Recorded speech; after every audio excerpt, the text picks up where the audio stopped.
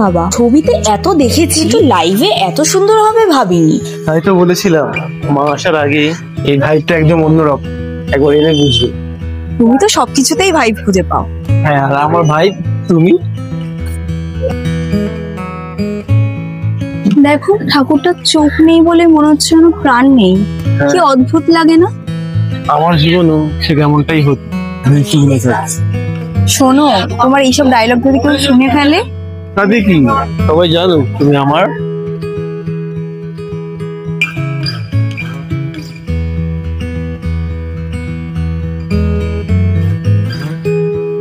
না, আজকে no Instagram story, আজকে শুধু চোখে চোখে স্মৃতি।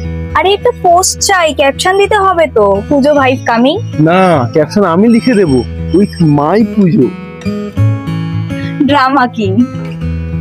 তবু ভালোবাসো। তাই তো, না হলে কি এইসব সহ্য করতাম? এই তো ক্রাউড তো অজুহাত, আসল কারণ তো অন্য। প্রাউড না থাকলেও ধরতাম। ধরে রেখো চিরকাল। তোমাকে ছেড়ে থাকার ইচ্ছেই নেই। শোনো, দেখো কেমন গুজবাম্পস হচ্ছে। মনে হচ্ছে মা একেবারে সামনেই। হ্যাঁ, কিন্তু আমার কাছে মা আসছে মানে তুমি পাশে, এটাই আমার উৎসব। তুমি একেবারে অসহ্য, কিন্তু আমার সবচেয়ে আপন।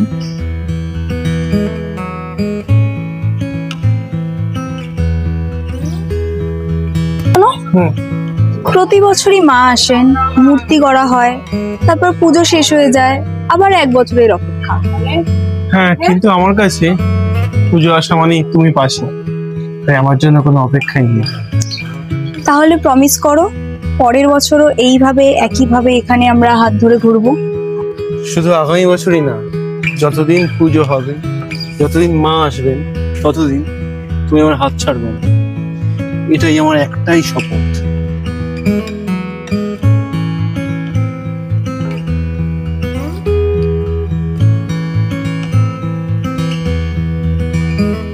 আমাকে তুমি সবসময় থাকবে, কিন্তু আমি হাতটা ছাড়বো না।